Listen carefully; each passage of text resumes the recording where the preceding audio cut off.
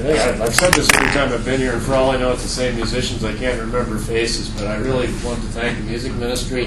Really got the most important idea for Christian musician, which is that Christian music is worship.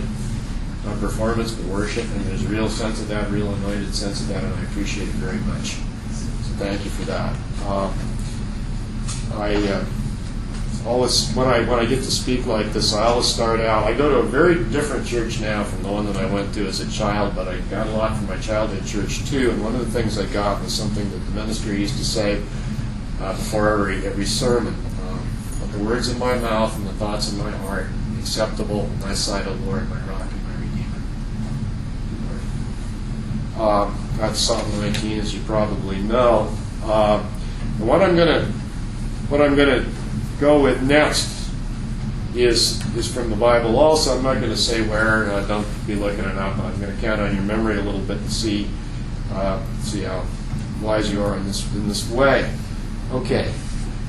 In a certain place in the Gospels, and actually 3 of the Gospels, it reads as follows. After this, Jesus went out and saw a tax collector named Levi sitting at the tax booth. And he said to him, "Excuse me, Levi, I have a moment of your time. Kingdom of God is at hand, and I'm in charge of that. And if you'd like to be part of it, sign up sheet here. And I really think this would be a good idea for you." Very good. I assure you, you will never regret this. Thank you for your time. Have a nice day.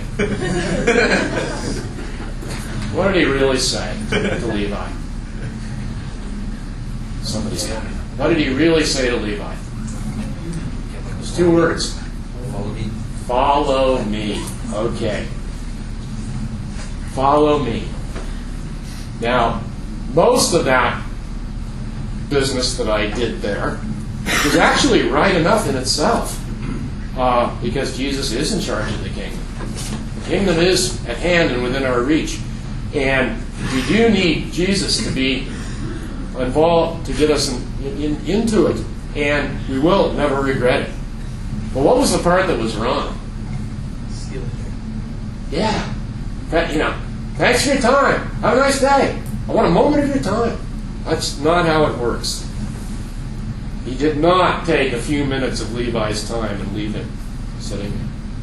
He asked for a lifetime commitment. Follow me. And saying yes to Jesus is not an end. It's a beginning. The only end is in heaven. It never stops until heaven.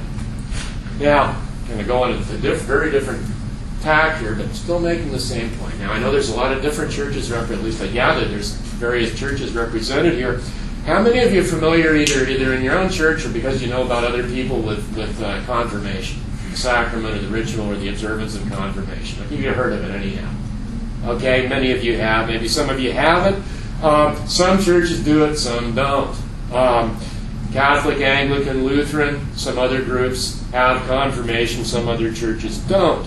I happen to be a Catholic myself, so I know more about the Catholic theology of it than the others. In the Catholic Church, what it officially is, the actual theology of it, it's a sacrament of initiation. It comes after baptism, but it's part of the same process whereby the person confirmed is entering the church. And not only the church as an organization, but the church as the household of God. Now, another view, it's kind of unofficially held by a lot of Catholics, and it's held, I think, by some other churches that practice this too, is that it's the sacrament or the observance of Christian commitment.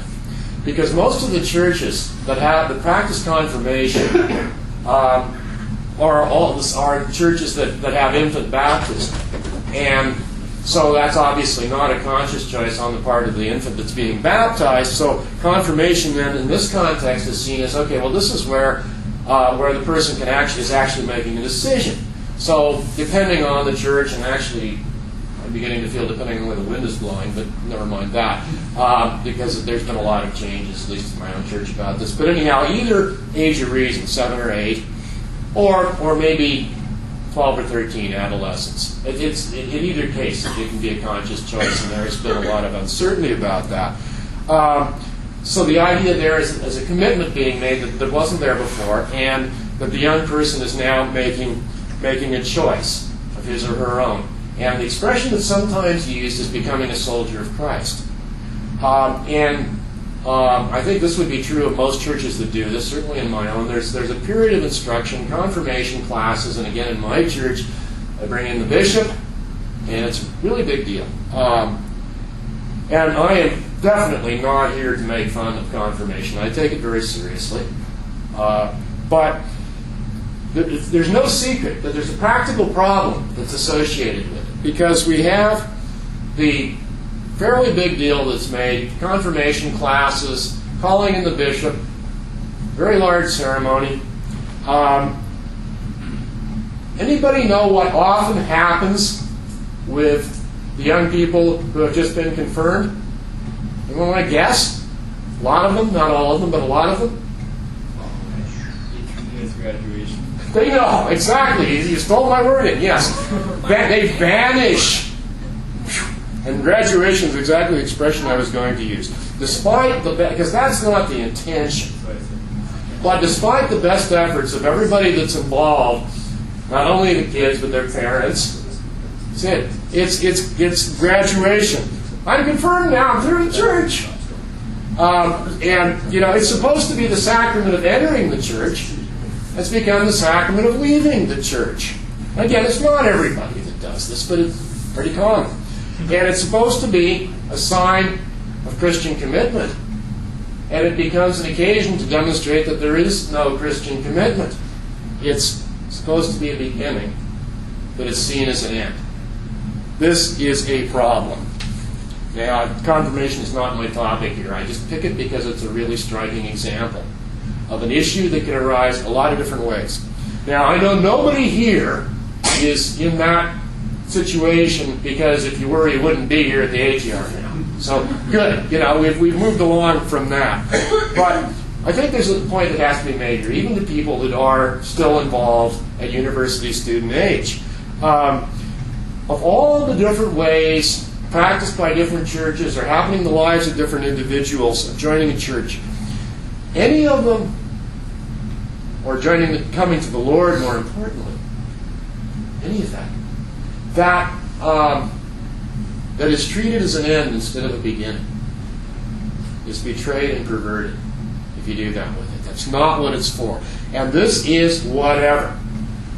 Okay, across the range of denominational practice and personal experience, whatever it might be, believer's baptism, saying the sinner's prayer, answering an altar call at a crusade, signing up and joining a church, signing the register there, accepting Jesus into your heart, maybe with a friend, maybe in the privacy of your home, being prayed over, confirmation, First Communion, whatever it might be. If it's seen as an end instead of a beginning, it's being perverted and betrayed.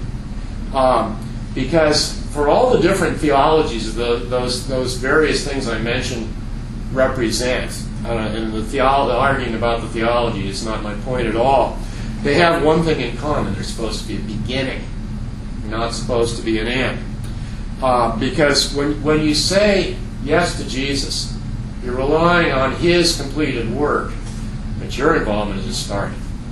So, Jesus, a great hero of the faith in my life, who's influenced me a lot, puts it this way: Jesus is not looking for converts, Jesus is looking for disciples. And what's a disciple? It's another word for disciple. Starts with F. Follower. Very good. Okay. Somebody who follows. And following is the point.